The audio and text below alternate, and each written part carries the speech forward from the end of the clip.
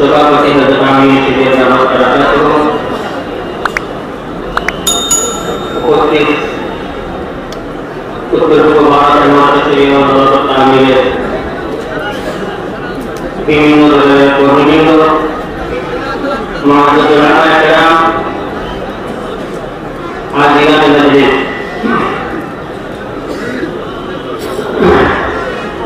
আমি এখন আজকের এই জলসার মুখ্য আকর্ষক তথা পড়া সহ সমস্ত উত্তর পূর্ব ভারতের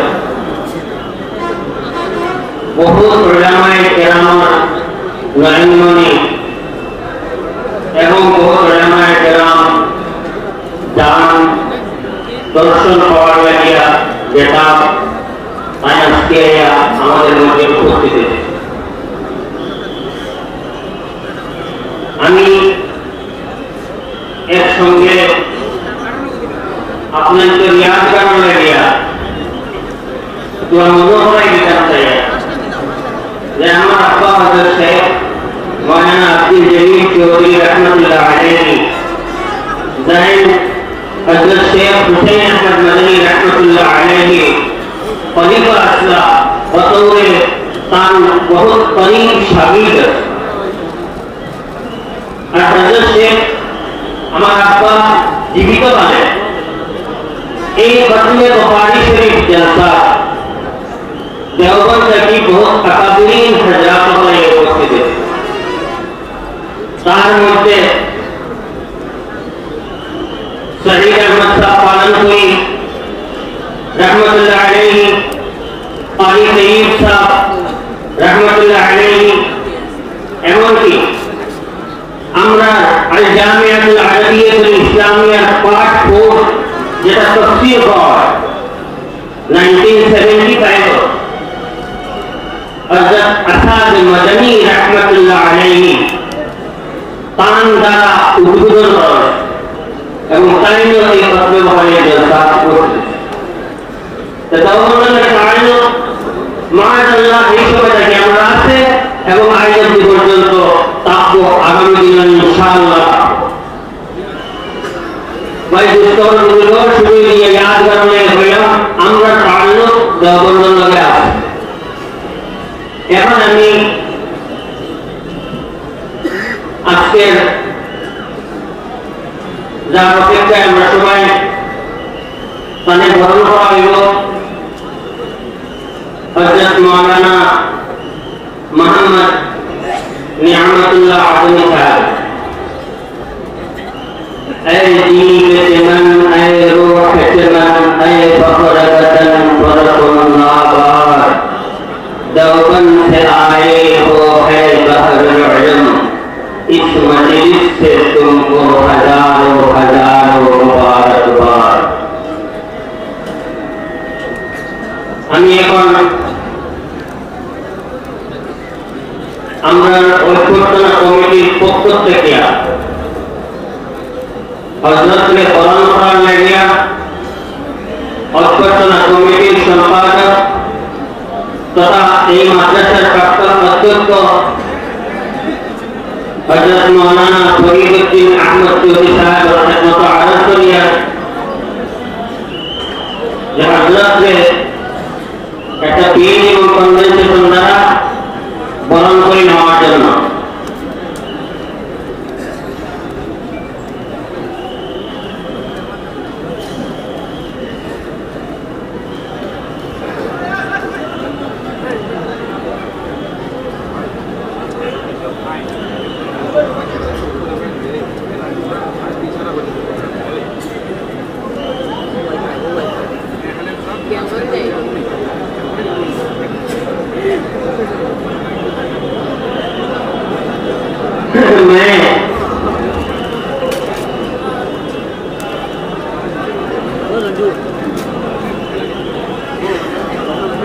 मैं हमारे अमीर शरीयत दामत बराकत हुकुम की खिदमत में अर्ज करता हूँ कि हजरत ने हमारे आए हुए मेहमान को आसाम जिसको कहा जाता है सिकल पार्टी, उस सिकल पार्टी से हजरत को हादिया से नवाजी फरमाए।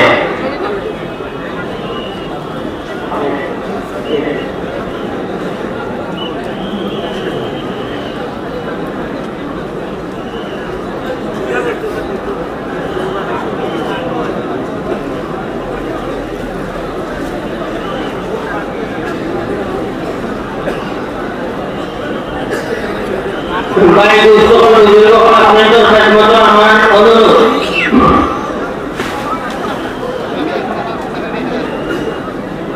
আমরা যে ভক্তি আজকে আমরা সামনে পাইছি দান পাহাড় করা হয়েছে, আমরা ঘুমছি।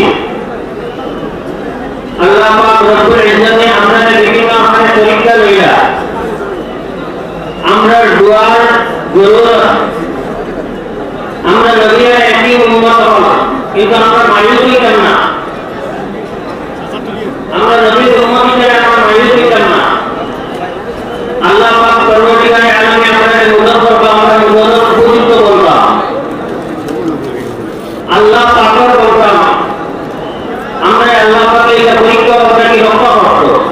আজকে যে হস্তি নিয়ে বলছেন তার বয়স লগভগ 90 বছর, তাই শেখুল ইসলাম সাহেবের শাগির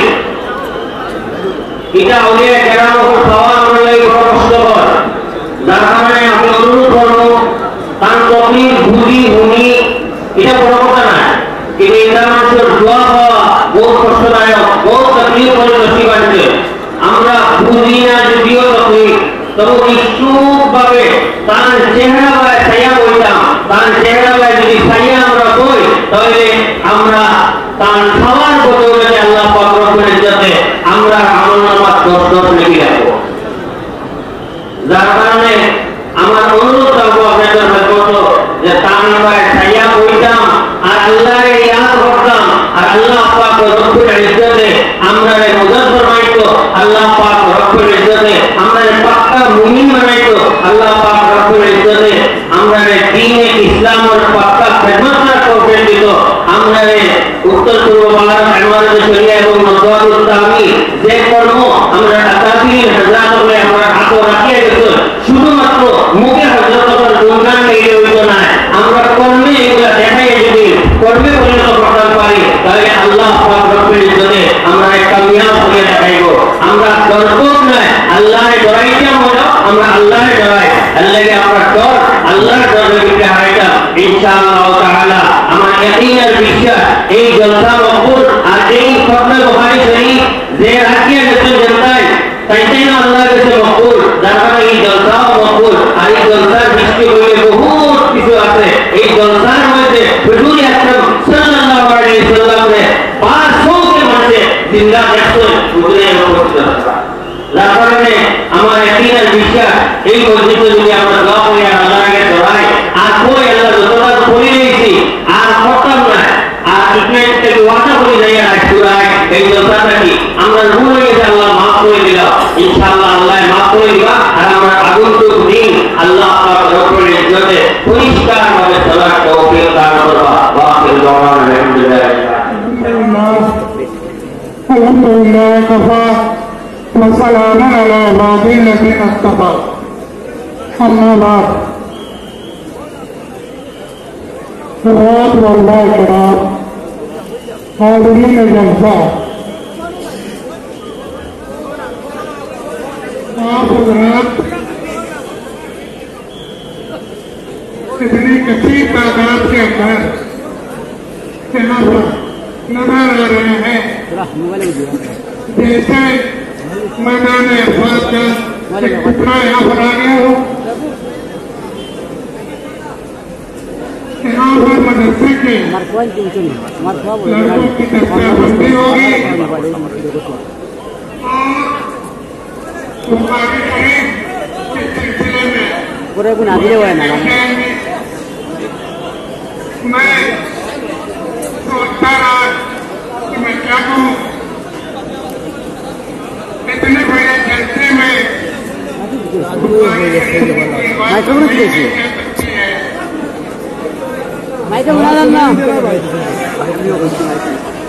माइक नहीं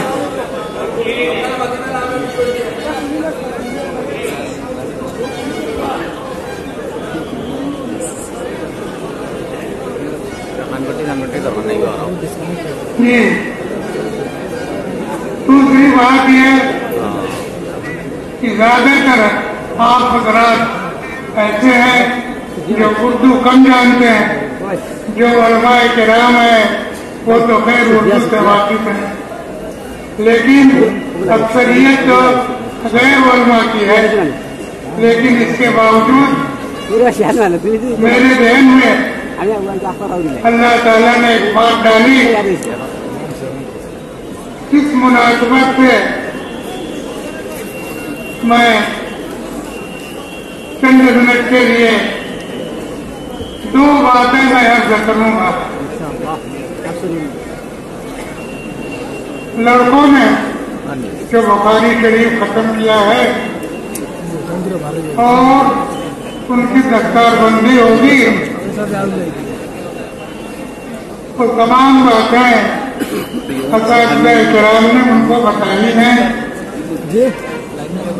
आपको मुख्तसर तौर पे ये बात मैं अर्ज करूं कि अकीद के अंदर इमाम बुखारी ने इन पढ़ने वालों के लिए ये बात बताई कि तुमने दीन और सिरात मुस्तकीम का बयान पढ़ लिया है।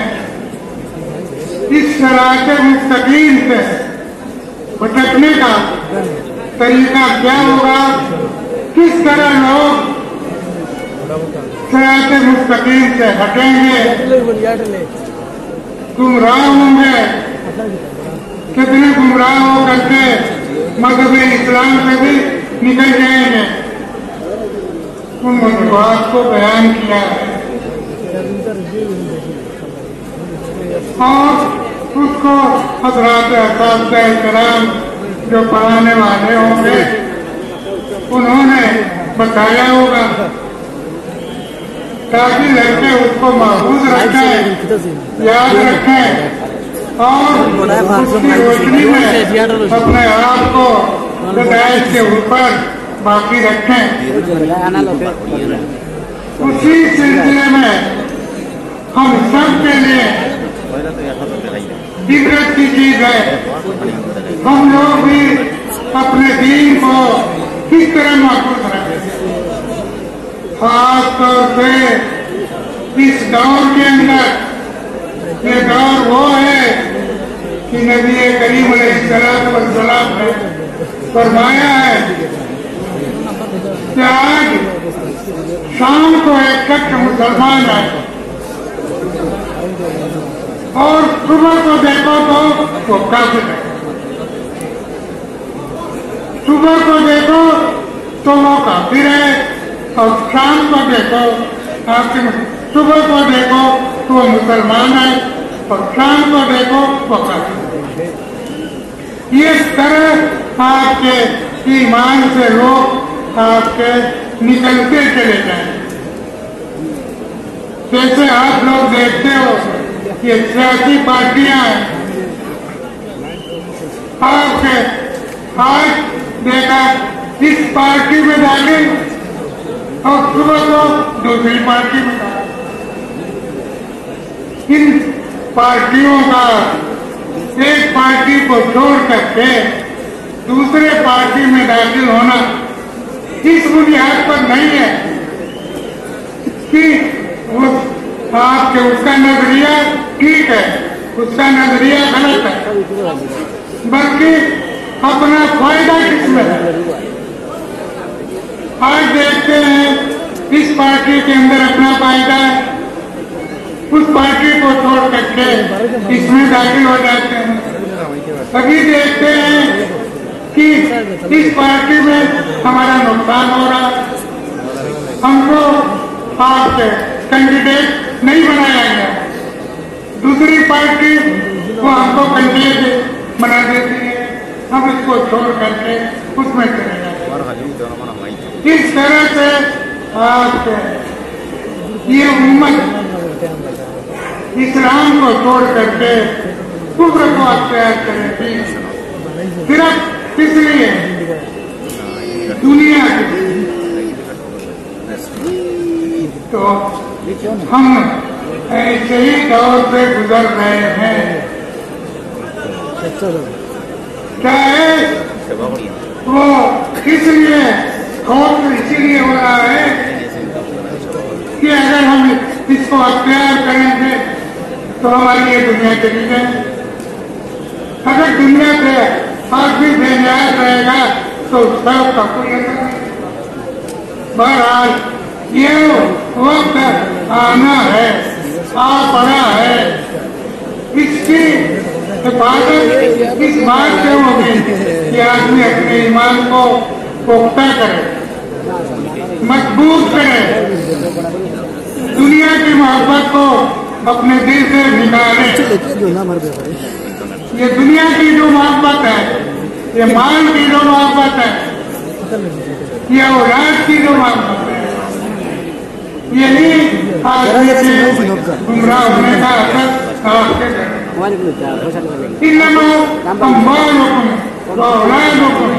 हमारे लिए अम्बाल, हमारे औलाद, हमारे लिए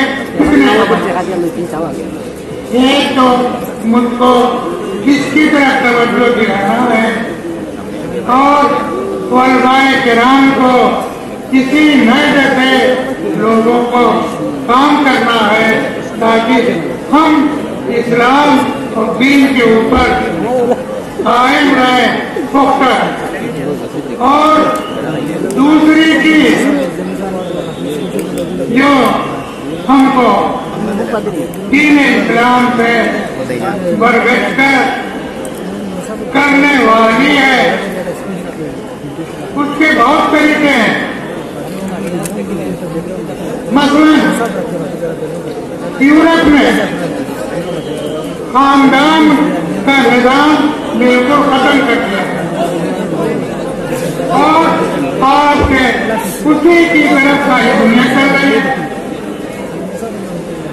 इस्लाम क्या तमाम मज़ाहिब में जब से दुनिया कायम है खानदान का निजाम है। खानदान का निजाम आपके चलता है माँ बाप से, उसी माँ बाप के वास्ते ही से हमारा ननिहाल है, हमारा ददियाल है, उन्हीं के वास्ते से हमारा कोई पड़ोसी है। उसी ननिहाल और ददियाल की वजह से वो हमारा मामला है, हमारा शहर है, हमारा मुल्क है। इसी से ये सही। अगर हमारे माँ बाप न न हमारा कोई घर है, न कोई मोहल्ला है, न कोई पड़ोसी है, न कोई बहन है, न कोई भाई है, न कोई बेटी है। यूरोप ने के यही खानदान के निजाम को बिल्कुल गरम बना। आप इतनी नहीं देखते मियाँ मर्द और औरत का इख्तिलाफ, इसके लिए उसने कितनी कितनी तकरीरें की। इससे पहले तो बहुत सारी हुकूमतें थी और थोड़ा बहुत नमूना बरतानिया के अंदर मौजूद है। आज भी कुछ सल्तनत पे बादशाह का रुकन रहने के लिए जरूरी है कि जाहिरी तौर से उसके अंदर इस्फत और इस्मत अगर मालूम हो जाता है कि वो आपके जानी है, खुल्ला जिना करने वाला है, तो वो आपके शाही खानदान से निकाल जाए। इसी तरह से दूसरी बादशाह थी, लेकिन इसको खत्म किया। खत्म करने के बाद आप उस जमाने की तकरीरें पढ़िए, एक दो तकरीर नहीं है। आप इस्फत किस्मत कोई चीज नहीं है। इस तरह से उसको हासिल किया गया औरतों के लिए कि औरतों के ध्यान से मगर उसके लिए दबाव था आपके खानदान के निजाम को खत्म कर दिया गया। न कोई बाप है, आपसे कोई नहीं बचा सकता है। देशतर यूरोप के लोग ऐसे हैं तो उसका बाप कौन है, उसका बेटा कौन है, विरासत में जारी होती है। आपके देश हमारे इसी से कई एकेडमी के अंदर एक सेमिनार भी होना चाहिए। आप तमाम पैसा बैंक में रखते हैं, जरूरी होता है, जैसे आज के जमाने में हिंदुस्तान में हो गया, यूरोप में बहुत पहले हो गया। तमाम पैसा आपके बैंक में रखना है और विरासत नहीं है कि आपके मरने के बाद आपके बाप, आपका बेटा, आपकी बीवी, आप बड़ा वारिस और नहीं। हाँ, किसी के लिए आप वसीयत कर देंगे तो वसीयत आपकी पूरी की जाएगी। आपके पेपर एकेडमी में ज्यादातर गुजरात के लोग बाहर आते हैं। उन लोगों ने हमारे सामने ये सवाल रखा कि हम अपनी विरासत अपने लोगों को नहीं दे सकते। वसीयत करना चाहे तो कर सकते हैं। आपके पेपर एकेडमी में बात मोबाइल के बाद ये बात उनको बताई गई कि आपके जितने वर्षा हैं, जितना उसका हिस्सा बनता है, उसके मुताबिक आप उसको वसीयत करें। वसीयत के नाम पर उतना हिस्सा आप इन तमाम यूरोप के मुल्कों में देखिएगा, आप बीमार है अस्पताल में जाइए, वहां के लोग आपकी खिदमत करेंगे। आपका बेटा कौन है, आपका भाई कौन है, इसके लिए एक खर्च। मुझको तो जाना नहीं हुआ, मैं सिर्फ एक मरतबा गया था और मैंने ये सुना था, तो मैंने कहा कि मैं भी उन जगहों पर जाऊं। वहाँ बाप है, माँ है, बेटा है, आपके खानदान के लोगों के बारे में तरस रहा है कि कोई तो आदत करने के लिए। अगर ताल्लुक आपका है, अपनी तनख्वाह बताइए, अपनी आमदनी बताइए, आप जो खर्च होगा वो आपसे बदलिए बैंक। तो ये ताल्लुक तो खत्म कर दिया। जब ताल्लुक खत्म हो गया तो न इज्जत है, न इस्मत है, न गैरत। अब कहते ये है कि सारी दुनिया किसी को है। जब आप इसको तैयार करेंगे, इस्लाम में क्या चीज बात है, हमको इसकी तरफ तवज्जो देनी चाहिए।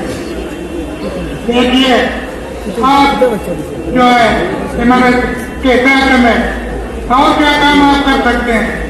जो निकाह का ताल्लुक है उसके अंदर खलल पैदा होता है। कुरान कहता है अगर इस तरह की बात हो, मियाँ बीवी के अंदर शिकायत हो, अख्तिलाफ हो, झगड़ा हो, हकमन मिला गई, मर्द के खानदान का एक आदमी, औरत के खानदान का एक आदमी, ये दोनों आदमी के मसले को समझें, उसको सुलझाएं। अगर सुलझाने की कोशिश करें तो अल्लाह ताला कहना है आप वो मसला सुलझ जाए। लेकिन आप ये कब करेगा, जब उसका दबाव होगा तभी तो होगा। तो आपके लोग जो करेंगे यही तो कर रहे हैं। वो कोई आप समझाने बुझाने से होता है, आपके इस तरह के काम पर एक राज आपके इस तरह का हुआ। सिंगल कोर्ट की तहरीर है, ये हुक्म नहीं है, ये तो समझाना भी रहना है। आप पंचायत करते हैं, पंचायत के जरिए से मामले को करते हैं, इसी तरह से ये आपके हुकूमत के हुक्म के खिलाफ है। मेरे कहने का मतलब है कि हमको इस तरह सोचना चाहिए और अपने दीन के ऊपर मुस्तकाम रहना चाहिए। और अगर हमने माल की मोहब्बत को अपने दिल में जगह नहीं दी तो इंशाअल्लाह हम दीन के ऊपर कायम और कायम रहेंगे। कोई इसके अंदर हमको जरा भी पीछे नहीं कर सकता।